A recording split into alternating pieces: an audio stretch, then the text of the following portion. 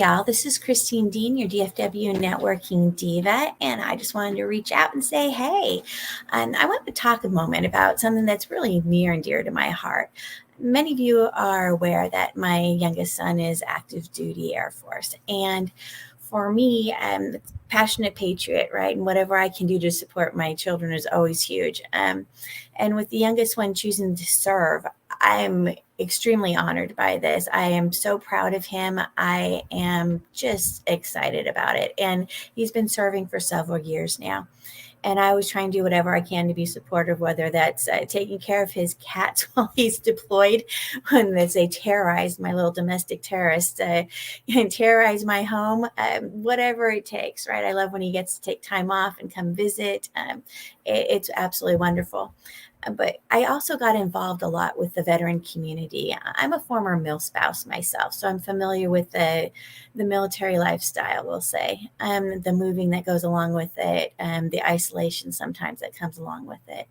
And my goal in getting involved in all this is very selfish. I want us to have a united veteran community. So when my son gets out, we just open up our arms and go, okay, come on in. What do you need? What do you need help with? Let's help and get you doing what you want to do. And so that's huge to me. And in the process of building that community, I get to help all these other veterans. And I love that. I love what I do. I serve on the board of directors for the American Veterans Chamber of Commerce, the DFW Veterans Chamber of Commerce, and I'm a proud board of advisors for the Veterans Ranch. And that's actually what I want to talk about today. And this is something near and dear to my heart. I think we need to do more to help the veterans. And I love what J.R. Smith is doing with the Veterans Ranch. So I invited him to come chat with me today. J.R., welcome. Good morning. How y'all doing out there? Starting way too serious today, I'm telling you, but I can't help it. This is something I really feel strongly about. When I heard about the Veterans Ranch, I was like, I'm in. How can I help? I just couldn't help myself. Your passion for what you do, and tell everybody a little bit more about what you do, because they may not know like I do. Yeah, sure. Absolutely. Well, this all started back in 2017, literally with a dream in the middle of the night, and wrote down the word ranch on a legal pad, had no idea what that meant. And, within a couple of weeks, eventually visiting a Chili's restaurant on our way to a Bass Pro Shops. About 30 Chili's napkins later, the ideas for the Veterans Ranch was born. The concept has evolved and sharpened. We've polished the gem over the almost 5 years that we've been doing this, but the goal's always been the same: work with veterans and their immediate household family through equine therapy. Now, JR, what's equine therapy? Well, it's really simple. We're going to have you play with some horses. We're going to start by putting a grooming brush in your hand and get you to start working a rhythmic motion of building a bond of trust with an animal that's inherently born not to trust anyone. Horses are very intuitive. They truly can feel a gnat land on their back, but they do know everything about you 10, 15 feet away. So, whether it's anger, anxiety, nervousness, they will project those feelings back to you.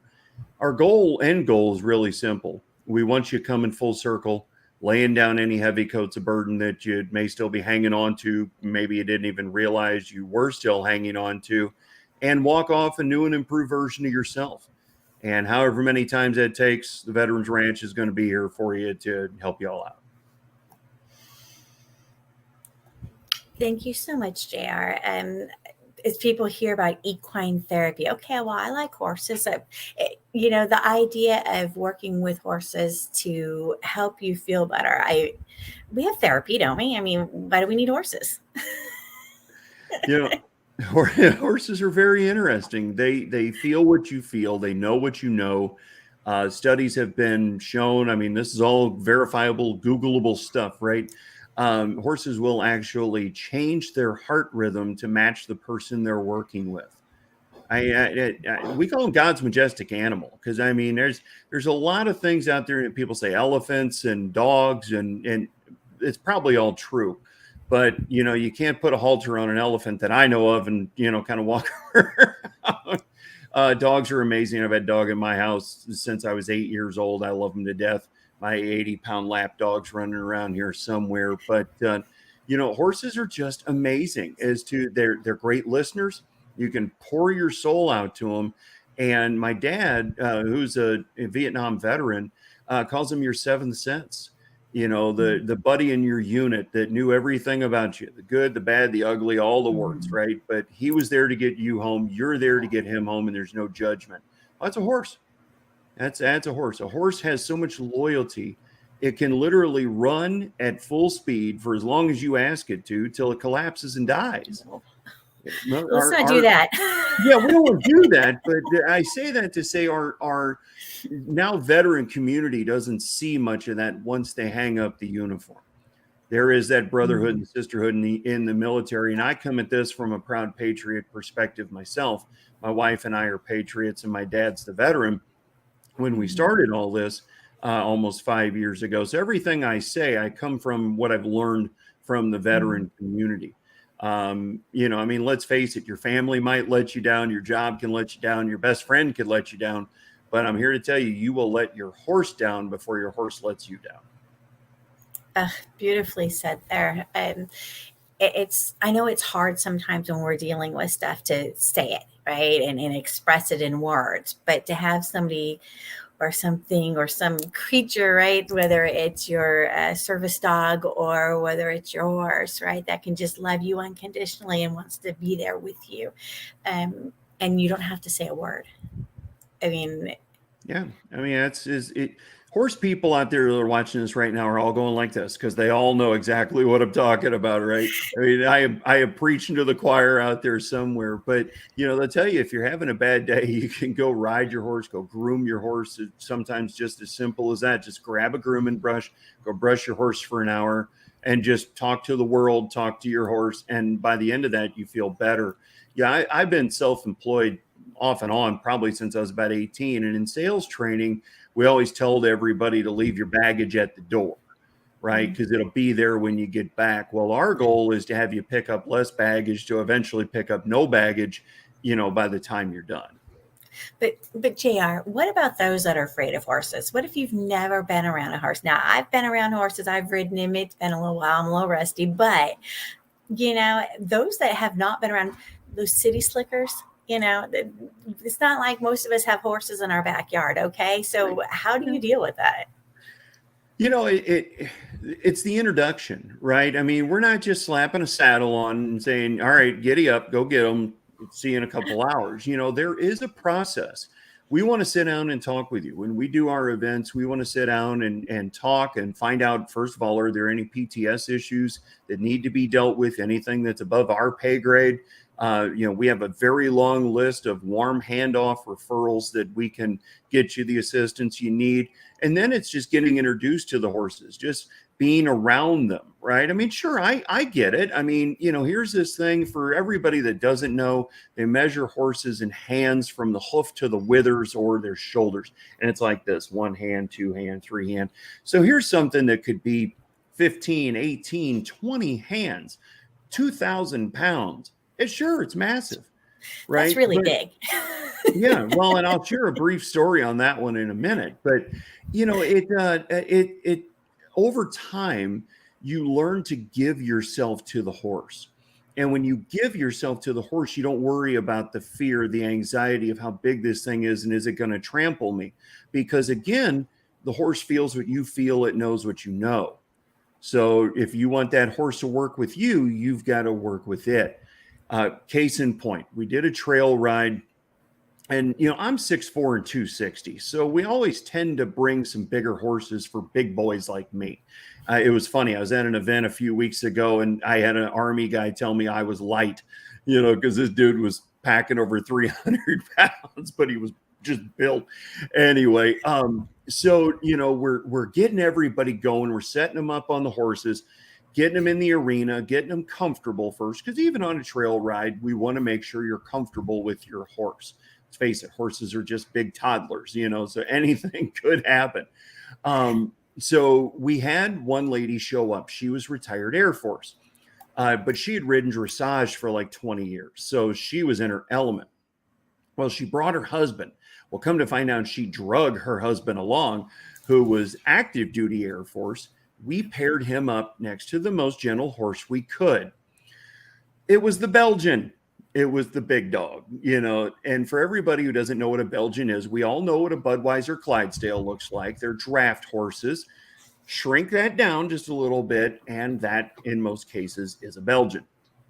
Okay, again, I'm 6'4". I'm looking at withers at eye level. This dude was 5'5" with boots on. Okay, he's probably looking at about ribs. So she comes over to me. We got him just waiting over there. We're getting to him. Jerry, you got to help me out. He's freaking out. He's mad. He wants to go home. Well, 10 minutes ago, he was fine. We all know the definition of fine. So I will never again speak to a veteran like I wear cowboy boots. I never wore combat boots. So I bring over this Marine with me who just loved to make fun of airmen, I guess. From what I understand, Marines just love to make fun of everybody that aren't Marines. And he comes over to him, and I will very much clean it up for the public here as to what he said. But he goes, "What's wrong with you, airman? You can't get up on a horse. You're going to go to Okinawa and you can't get up on a horse. What's wrong with you?" Well, after a couple of minutes, we started laughing, and, because the point of what he needed to do is he needed to get his mind off the horse and worrying about the horse and focus on him for a moment so we could transition him to find out what was going on in his head. And we all started laughing, and he goes, "Guys, I'm from the Bronx." Well, that's all he had to say. We were busting up laughing at that point. He's like, "You want me to get up on this thing? I never had a pet. I never saw the Mounted Patrol in Central Park. Come on." Well, eventually we get him up on the horse. He took orders very well, because like most rookies on horses, you think you're falling off the minute you get on. So his legs are like this, the reins are like this, he's just holding on for dear life. And we told him, said, "Look, in 5 minutes, even this gentle giant's going to take you to the Kentucky Derby. You don't relax." So we get him to relax, and he's slowly loosening up. And I'm telling you, it's a miracle. You could see the horse start relaxing. And we told him to drop the reins. Well, in horse world, that just means just kind of set the reins down. He took orders very well. He dropped the reins. We're like, "Okay, not what we meant, but you did what we said." So again, we get him the reins back. We get him comfortable. We said, "Now take in a deep breath and exhale." And that horse exhaled the same time he did. Now he's getting it, right? Because he didn't understand the horse feels what you feel. By the way, we didn't steal all this stuff from Yellowstone like everybody thinks we did. So we get him out in the arena. Okay, we're teaching him how to steer more with his feet and his hips than with his hands, because that's the other thing rookies think, that they think this is the steering wheel and they go yanking on the horse's head, and no, it's a correction point. You steer more with your feet and your hips. So we send him out on the ride. We make sure an experienced rider was in front and behind of him, just in case, because a horsefly could literally bite that horse's butt and, send that thing off a running. So he comes back, got this big ear-to-ear grin on his face.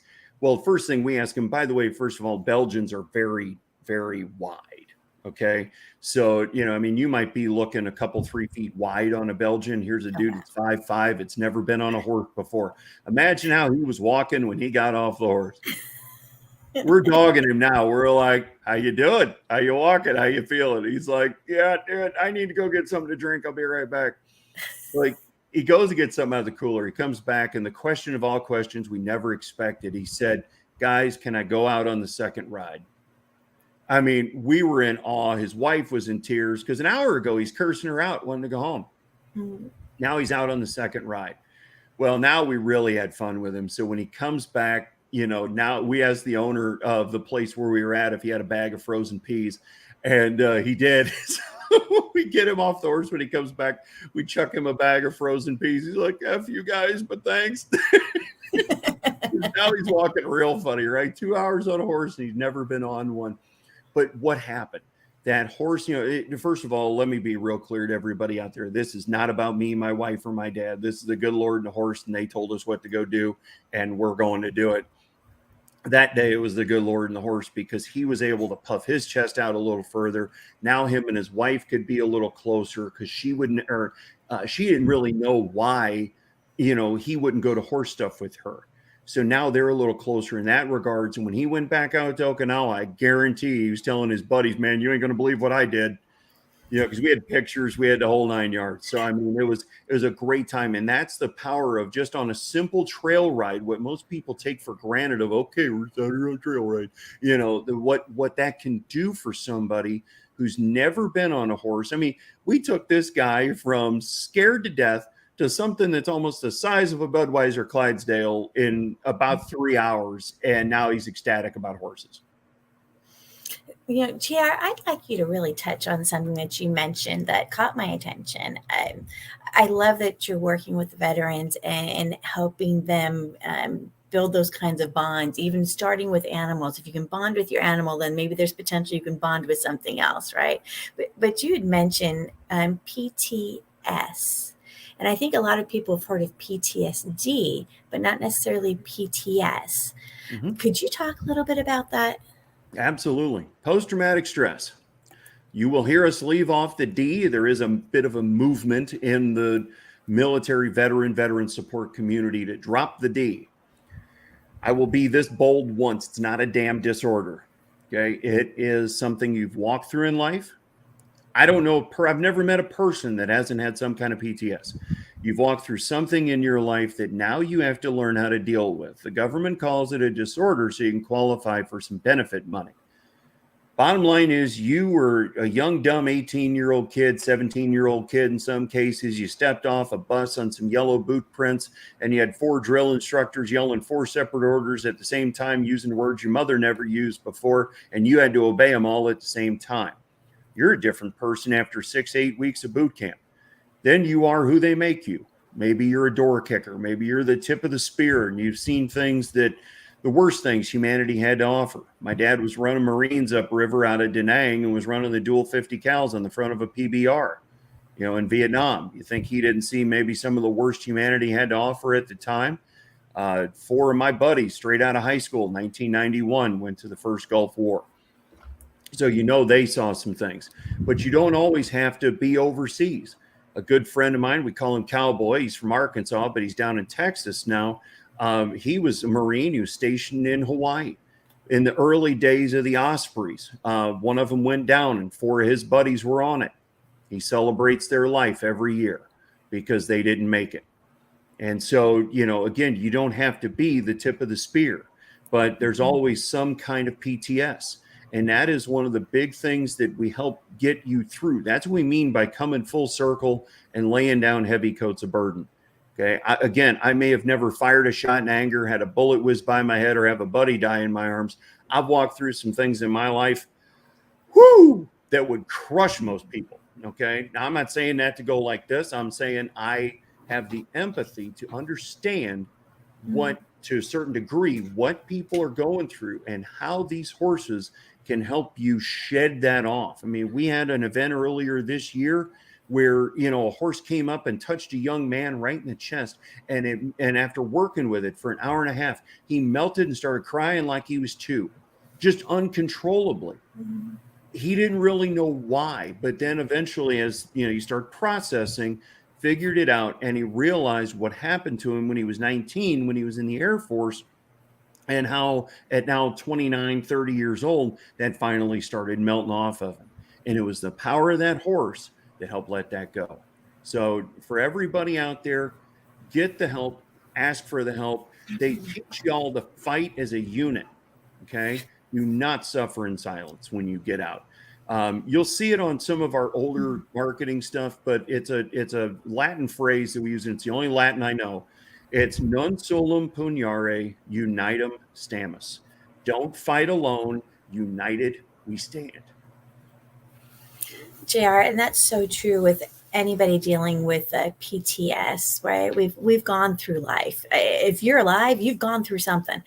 Yep, that's true. Military, not military. And I think those of us that have not served, we can empathize because we know how the things that we've gone through have affected us. Let alone when you're put into an environment where this is your mission, this is your goal, this is what you have to do.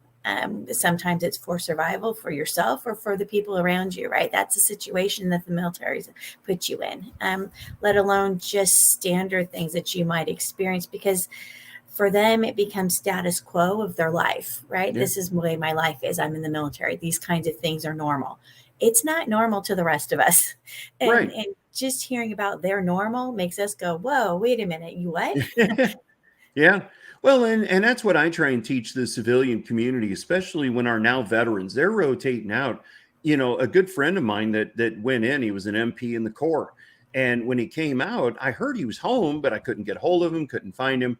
And one day, I mean, for everybody that knows me knows I'm a Mustang nut, and you usually hear them before you see them coming because they're never stock.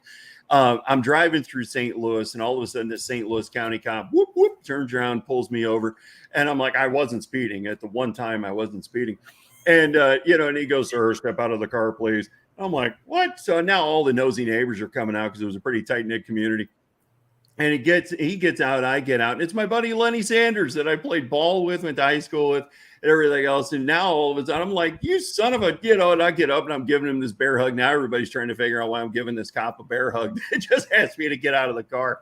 So, what he shared with me is he said, Jerry, I knew everybody wanted to buy me a beer, slap me on the back, thank me for my service. He said, I didn't know how to handle that.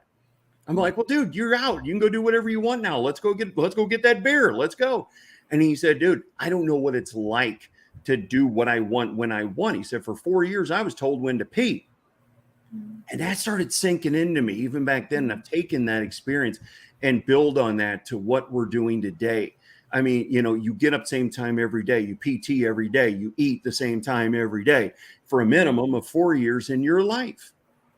And so that made sense. It's like, yeah, so that's why he went to become a cop, because he didn't know what he wanted to do when he grew up. So, brotherhood, sisterhood of uniform, daily structure, routine. And he was a St. Louis County cop for about 20 years. So, Lenny, if you're watching, good to see you, brother. Absolutely. You don't know what they've experienced day in, day out. I know the stories that I hear are like, what? Whoa, right? Just the idea of being someplace that's sandy where it's just a little bit hot. I don't know about you. Right. I'd be passing out in 120 degrees, and you expect me to wear a uniform with Kevlar and not pass out? I'm Yeah, sorry, carry what? it, and if you are that door kicker, you're carrying 100 plus extra pounds of gear, Mhm, the knee, ankle, back injuries, everything just mhm, that come from. I met a gentleman over the weekend that he was in Vietnam, and he was a radioman, and he was jumping helicopters, jumping out of Hueys and whatnot. They were about 3 feet off the ground. Now, it doesn't sound like a whole lot, but this guy was maybe buck 75, but you got to remember that if you look at those old Vietnam radios, those things were like carrying a tank on your back, mhm. and he's jumping 3 feet out of a helicopter. Well, he had this wrap thing around his stomach as support because he just had spine surgery. So imagine jumping 3 feet out of a helicopter, compressing your spine, your knees, your ankles, and everything else, carrying that big radio and whatnot. So most people, and not even me, have the full idea of what our servicemen and Right. women go through. But, because again, cowboy boots, not combat boots, but just imagine, you jump 2 feet off the ladder. I mean, I'm 49, I'll be 50. I saw a post the other day that said, do what you want in your 20s, 30s, and 40s, but by your late 40s, early 50s, your check engine light's going to come on every now and again. We don't recover the same like we used to. So No, definitely don't try and do what you did when you were younger. And all those years of doing all that stuff is going to catch up with you it does. eventually. It does. So it catches up with our veterans, and because they're asked to do a lot of things that most people would never even think about Mhm. volunteering doing for, a couple hours, much less 4 years. Right. And it's amazing how overwhelming all that can be with the things that you're taught to be so independent and look out for your buddies. And then once that's taken away and you leave the service, now what? Right? Your sense of identity has been, and like you said, been told what you're supposed to do. And now you've lost that, right? Imagine for those that have gone up in rank. Okay. And then you put them in the civilian world and they're like, rank, what does that even mean? Right? Yeah. Not even realizing that the military is actually very good at building their leaders. They do more Hmm. leadership schools and training than your average civilians. You may have gone from worker bee to manager, but nobody taught you anything and they didn't train you to do that, right? That's Military, right. you get trained with every rank. Those leadership schools are there.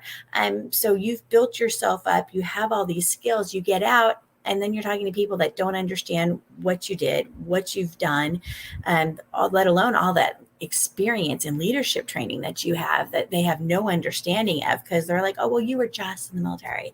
It's like, oh, Yeah. seriously? Just, Did yeah. you just say that? Well, and again, I try and train civilian businesses out there, especially ones that say we're veteran friendly. Well, that's a real easy thing to say, but hire one, hire 10. When we right now, for everybody that doesn't know, our situation with this, we run this out of our house. This is not a fancy green screen behind me. This is my family room. We use other people's horses and other people's facilities to do what it is we do. So we're working on building a flagship ranch right now as we speak. And all we're going to hire, I mean, it's going to have to be a very rare situation that we don't, are veterans and immediate household family. Because again, what did I say? You were the young, dumb 17, 18-year-old kid, and now they taught you how to do stuff that you've never done before. So for civilian businesses out there, seriously look at hiring veterans. Don't tell them they're overqualified Right. or, they were just a door kicker. A good friend of mine, and we all know him, Brian Gibson with Project Die Hard up in Paducah, Kentucky. He was a combat medic for 26 years in the Army. He went from the young, dumb 18-year-old kid to learning how to patch people up and get them to a hospital and keep them alive for 26 years. You telling me a guy like him couldn't learn how to do your essentially basic XYZ job?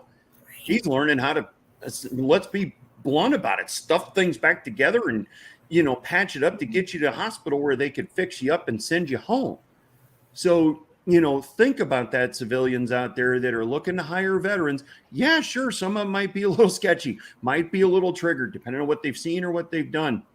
But I'm here to tell you, when my dad got out of the Navy in 1973, he went with a company called Avco, which was a Midwest finance company. It's part of Citicorp now, but they were kind of the savings and loan before there was such a thing. He finished their management program in 9 months. It was a 2-year management program. Mhm. I'm here to tell you, they've got purpose, they've got mission. If you give them that opportunity to do that, they will be your best employees you've ever had and the most loyal you've ever had. Mhm. So teach them, train them, coach them, give them the opportunities, and they will take advantage of it. I'm here to tell you guys. And support them, right? It's different. They're coming out of a different life experience than your other workers.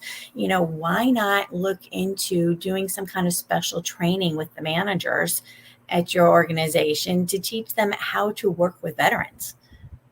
Yeah. That's a thing. You have to know how to empathize, how to work with them, how to deal with the anxieties that they're dealing with.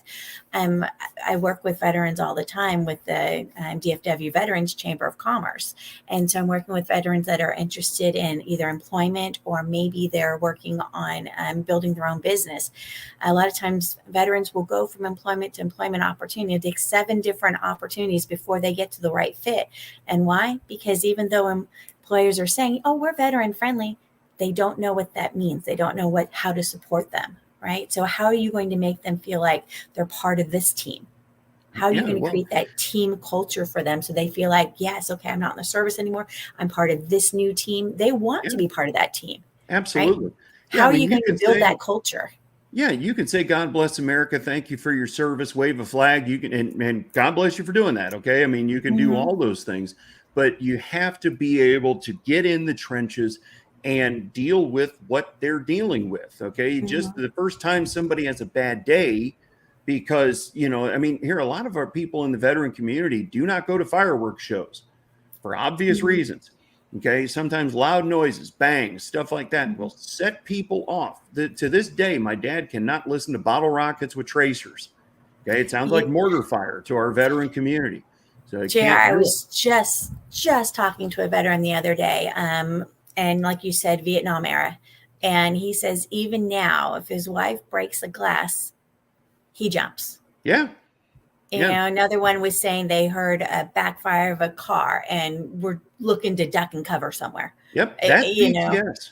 That's PTSD. They didn't call it that back then. It wasn't until Mhm. after the first Gulf War that they actually started labeling it PTS. World War One, World War II called it shell shock. Nobody Mhm. really even knew what that meant. They got Right. home, suck it up, buttercup, go get a job, raise a family, move on. And that generation passed that on to the Vietnam era.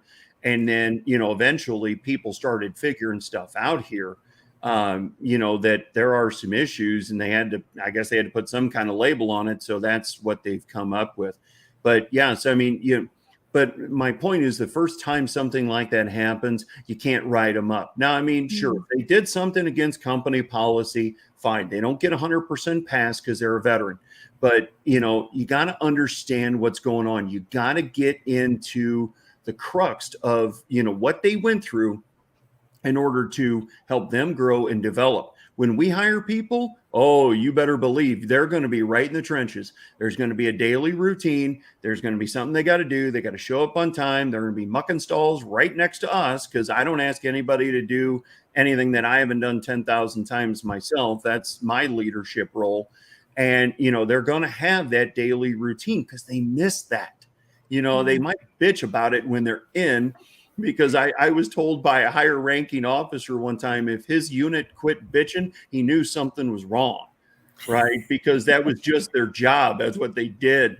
So, they may complain about it when they're in, but I'm here to tell you, they miss it when they're out, and they complain about it to their other veteran buddies that they miss it when they're out. So give them that opportunity, build that team, build the unit. And give them the opportunity to lead. If they're going up the ranks and they've been up the ranks, they're used to having the authority. They're used to being, just teach them your procedures Yeah. and they'll run with them. Yeah. Right. One of the issues that I had with one of the veterans I was working with, he's like, I think I'm going to get fired. I'm like, well, talk to me. What's going on? We're just butting heads. Okay, well, what are you butting heads about? Right. Helping realize personality types and the fact that, your new boss doesn't know you yet. They don't know what you're capable of. They don't know what you're doing. So ask them, say, how can I better serve this organization? What do I need to know so that I do things the right way here? I want to be a team player. Help me. Yeah. Oh, And it goes both what a ways for difference. sure. Yeah, you just can't, expect your boss to know everything about you or what you're Mhm. dealing with or anything else if you don't, let them know what's going on. Right. So, Because do you have to? remember, in their mind, right, I've been leading. You told me what to do. I'm going to go do it. Yeah. Why are you questioning me? Why are you breathing down my neck? Why are you micromanaging me? Why are you right? They don't know you yet. Yeah, Once they that's the key. know That's the that key. they give you an assignment and you're going to make that happen, and they were like, man, this person's dedicated. They make it happen. I don't have to over explain things. They've got it. Right. Yeah. Just give them time to know you so that they know to trust you. Right. That You're the building that communication trust goes in your both new ways. team. Yeah. That's all it is, right? Yeah. But these are the struggles, Yeah. right, that we're dealing with. And this is just such a small little area, right? There's so much more where they're struggling. And so they're not feeling like they fit in when they come back. They're feeling alone. And they've been raised to be independent, right? They've been Hmm. told over and over again, everything, no matter what, you're going to make it happen. And so when you put them Yeah. in a position where they're feeling isolated, they don't know what to do. They've lost their routines. They've lost their camaraderie, their sense of team. They don't have that authority at work that they're used to having. What I mean? This is a huge life change when they get out. Yeah. And I Well, think and that's bring where in we're seeing another the factor. struggle. Yeah, bring in another factor to that.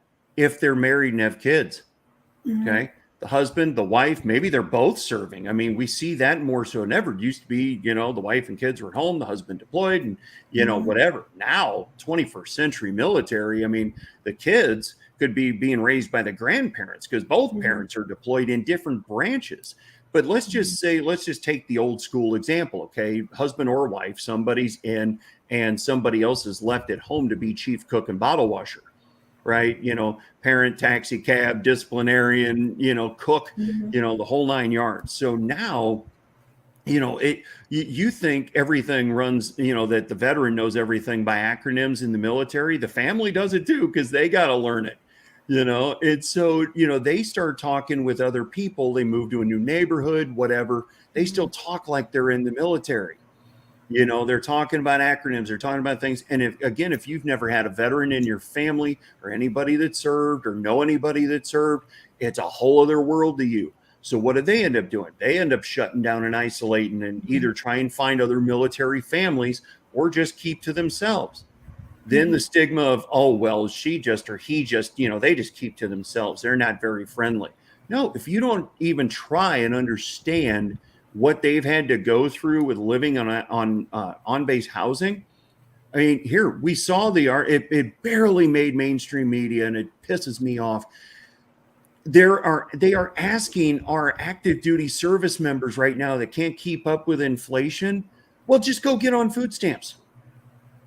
They can't. They're getting paid so little. When you hear country singers say they don't do this for, that military don't do this for the money.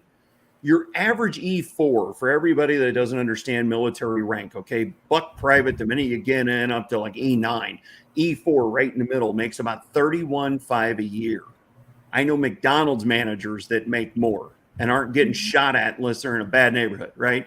Let's have a little fun. It's a serious topic, and I get fired up, passionate about this, as y'all know. $31,500 a year, okay? And if they live off base and they got to pay for apartments, and, if you got kids, all the stuff that go with that. And our government right now is just saying, well, just go on food stamps. Oh, man, we could go on for 2 hours about how much that infuriates me because, it's like, so everybody needs to understand the struggles that these families go through, or these individuals, if they're single, go through on a day-to-day basis. And JR, as a former mill spouse myself, I can tell you, moving from location to location, it's like, whoops, where are we going now? Okay, drop all the current friends you have here, and not to date myself, but a little bit old school here, right? This is back before everybody had cell phones, okay? Yeah.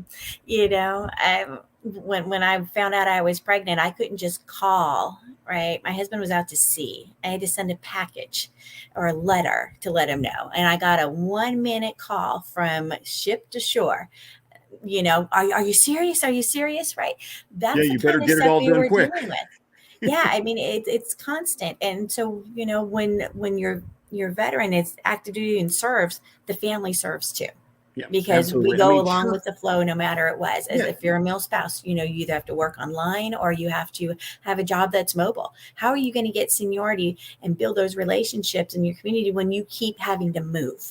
That's right. And today's technology, obviously, with the kids Much and everything, easier than it was. it's easier than it was. FaceTime, Google Duo, whatever, Zoom, whatever your thing is. But let's face it, okay, post-COVID here, we all live in the Zoom world, and I love it. I've been able to meet more amazing people around the world than I ever would have before then. But the belly-to-belly marketing, as we used to say, right, coming up, man hugging, wrap around somebody's neck and give them a big old hug, that still is a big thing. And whether kids, family members, and they got to move sometimes around the world, let's say now all of a sudden they're getting, stationed in Japan or Germany or something. And, 2 weeks ago they were in Missouri. You talk about a major change in your life. Sure, Zoom and everything's a phenomenal thing, but now you're in a whole other culture. And now you got to adjust and deal with that. I mean, sure, you've got your other base people around you, but now your whole world's just changed outside of that. And again, if you've never experienced that before, if you've never moved, I mean, a good friend of mine, Chad Prather, always says, or he actually has gypsy tattooed on his body in about 2 or 3 different places from all the moving he did. I ought to have the same. I mean, I've moved so many times in my life. It's ridiculous. And that puts a strain on the family. It puts a strain on the kids. My daughter actually went to 2 different kindergartens, switched schools quite a few times. And I wasn't in the military. It was different job things. Sometimes I just got to bug up my butt that, hey, we need to go here. There's going to be a better opportunity. And that affects the family. So I can very much sympathize on that one as to how that can affect the family, because I've done it.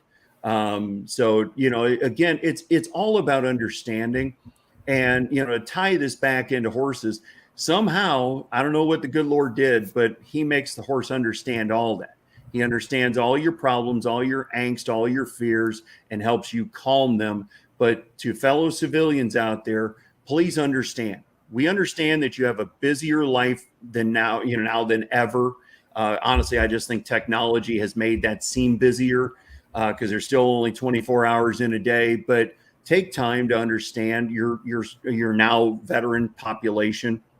Don't just thank them for their service, because after a while, it kind of seems like the checkout girl at Winn-Dixie. Have a nice day. Have a nice day. She might mean it on the first couple hundred people she says it to. By the end of an 8-hour shift, she's like, have a nice day, drop dead. I just want to go home, and I'm here to tell you, I'm getting this from our veteran community. They appreciate you thanking them for their service, but they want something put behind it. Get some put behind it. Okay. Buy them a cup of coffee, go cut their grass, go do something. Don't let them know you're doing it, because they're too proud. They won't let you do it. Okay. I've done this countless times. I've been at Cracker Barrel. I'll see a guy wearing a hat, of different conflicts, and I will get that waiter over and say, get me their check. And if you tell them I gave them the check, I'm kicking your butt and your manager's butt. Don't let them know. And don't let them know I paid for their check until you see me up and gone. Again, I'm not doing that to pat myself on the back. That's why I don't want them to know about it till I'm up and gone. I don't want them to see me there. But that's one way I can help thank them for their service, is just to simply buy a $30 breakfast at Cracker Barrel. JR, you're going to make me cry. My baby was, his first duty station was overseas. And I say baby, but the kid's over 25 now, right? Yeah, right. And it was so hard. His first duty station overseas. He loved it. He had a blast, wouldn't change anything for the world. And I'm so glad he had that great experience. But every time I saw somebody in uniform, I was like, oh, it's like my baby's not here. And for me, I would buy a meal, or like you said, a cup of coffee or something for an active military that I saw here, because I would hope somebody would do that for my son. Yep. Yeah, that's the key. I mean, again, we live in a divided country today, a divided world today, more so than ever. But y'all civilians out there got to remember one thing. They raised their right hand to protect and defend the Constitution of the United States. So we can sit here and flap our gums and, tickety talk and Twitter and everything else, really things that make no bit of difference in this world, that, we bitch and argue about whether you're an R or D or red or blue or independent or whatever. In the grand scheme of things, that doesn't matter, because think about this right now.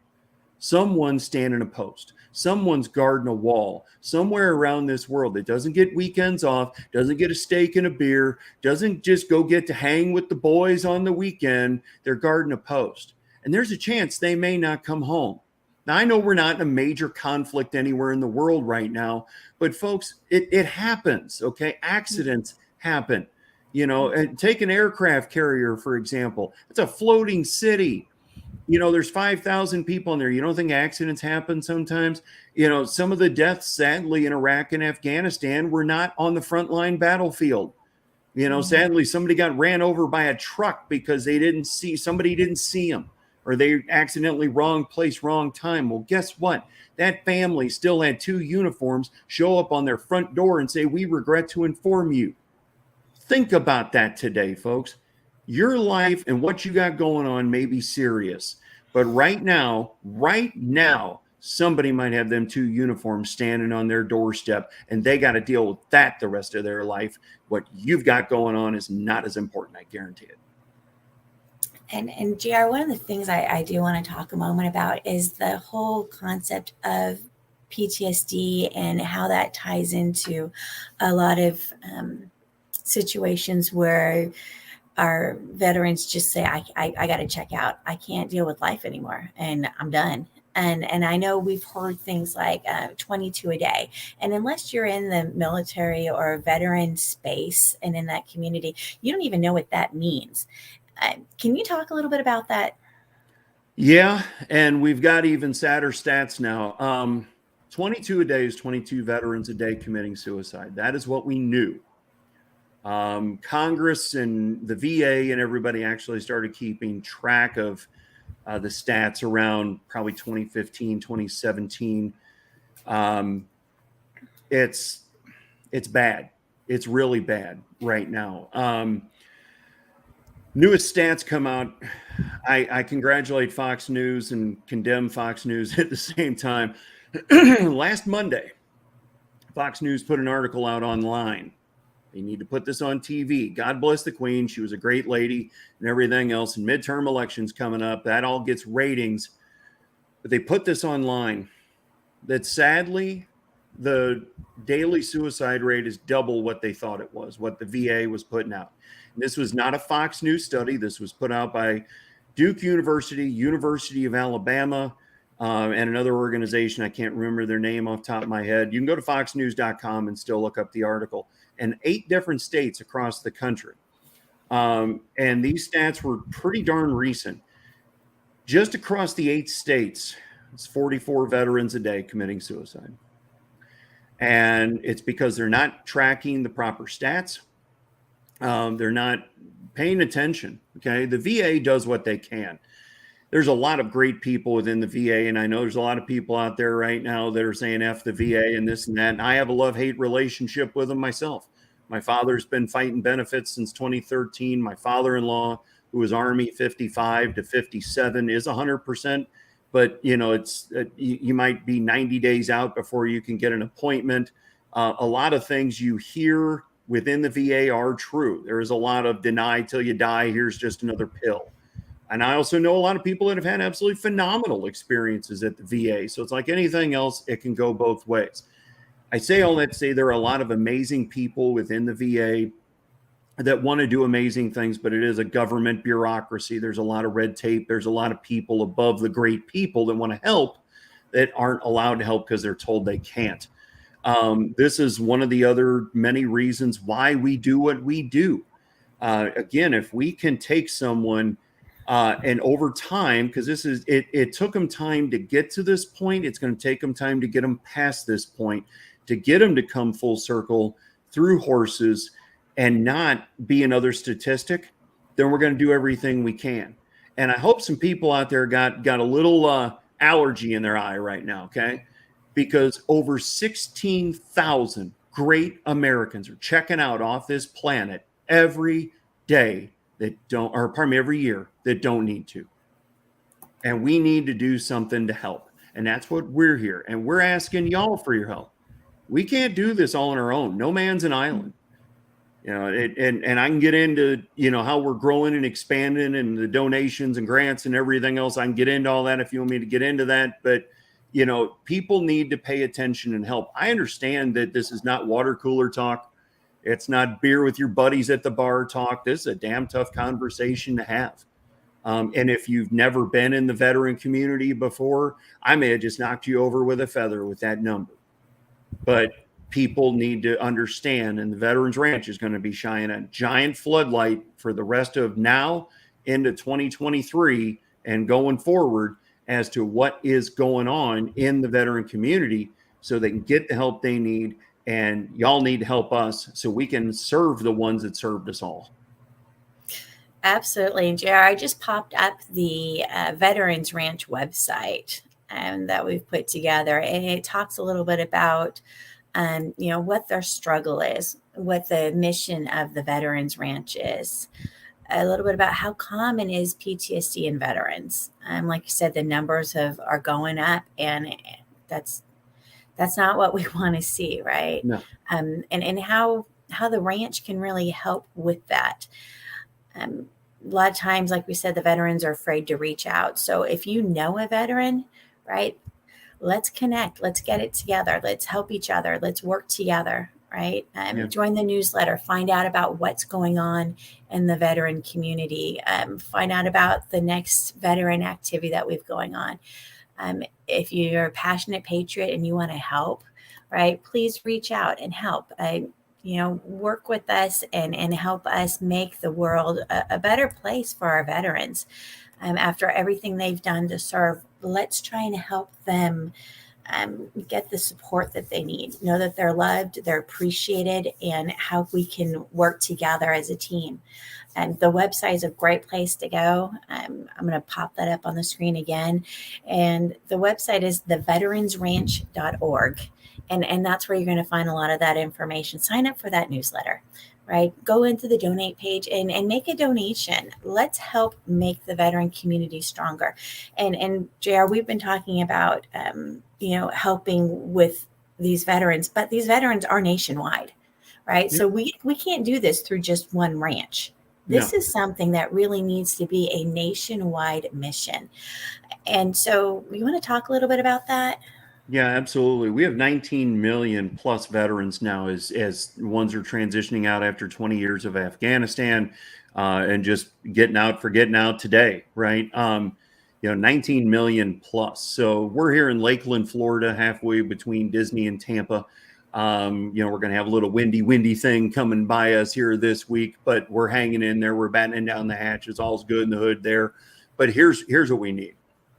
We need affiliate ranches across the country, and not just one per state. Give you an example. Florida has 1.5 million veterans, and about a third of those are within 10 counties of where I sit. Okay, so I'm in what's called Polk County. So you take from Lakeland over to, say, Clearwater and Pinellas County down to Sarasota. That's over 500,000 veterans in just 10 counties. That doesn't even count the rest of the state. So, how many affiliates can I put here? 5, 10. We've given people the opportunity now. There are now 53,000 charities that say they deal with veterans. That sounds great. The problem is about 40% of those have never collected a dime or spent a dollar on a veteran cause for any number of reasons. I'm not saying anything bad about any of those organizations. Maybe they decided to do it when they retired and they just wanted to get the paperwork filed now. Who knows? But the bottom line is we don't need 53,001, getting started tomorrow and starting from scratch. You can come under our umbrella. We're getting grants now. That's, a lot of people raise, hey, I'll get a nonprofit and get a bunch of grants. No, if they don't know you, they're not giving you a dime. So now we've got some seasoning on us. You can come under our umbrella. We've been studying brands and colors and marketing for the last 5 years. And you get the benefit and the support of all of that in your area. So you can be, be the Veterans Ranch, Fort Worth, St. Louis, Sacramento, Denver. Get in touch with us today. Let's get this mission going. You don't have to be a veteran, although it'd be great if you were. But as long as you are a proud patriot, okay, let's just make that big umbrella, and you've got some land and you've got some horses. It could be 10 acres and 5 horses. Let's get the job done. Okay. You don't have to have the 4 Sixes Ranch in North Texas to become a part of the Veterans Ranch. Let's make this happen and let's start serving the 19 million vets, because I'm here to tell you right now, out west, equine therapy is a thing. People know about it. He's got a lot of dude ranches, he's got a lot of horses. A lot of the old west is still out there. Basically, from Texas east to the Mississippi, it's a very unknown thing. And we need to make it a known thing in the veteran community, because horses have been serving the special needs community, the autism community. There's stats for decades out there as to what it's done for them. Help us help these veterans come full circle, and you can employ more of them. Okay. They will love to do it. Trust me. And we have a million things that are on the drawing board when the flagship ranch gets done. We're probably going to need to hire 50 people day one right off the bat on the flagship ranch, and possibly go up from there. So again, reach out to us. If you've got some land and horses, let's start serving these great Americans. JR, thank you so much for sharing and talking about your mission and how you're helping to serve the veteran community. What you're doing is so important. And I look forward to seeing how things grow. I look forward to seeing our community help donate towards that flagship ranch. And I'd look forward to our community helping to build out those affiliate ranches and make those connections for us. So if anybody knows of a ranch that's already going on right now and they want to start affiliating with JR and the Veterans Ranch, reach out to JR, right? That's contact@theveteransranch.org. And he will be so glad to talk to them. Reach out to LinkedIn and connect with JR Smith there on LinkedIn with the Veterans Ranch, right? Have some conversations. Let's introduce JR to those that want to be involved in this mission, or to the passionate patriots that want to be involved, or the veterans that need services. So let's help him connect the veteran community, and let's make magic happen, because that's really what we're needing at this point. So JR, thank you so much for coming in and sharing. I appreciate you so much for that. Yeah, thank you for your continued support and helping us spread our message and get things done. We're so honored and proud to have you on the advisory board. And to everyone out there, you know, you hear me say it all the time, but we love y'all. God bless. Take care and giddy up. Thank you.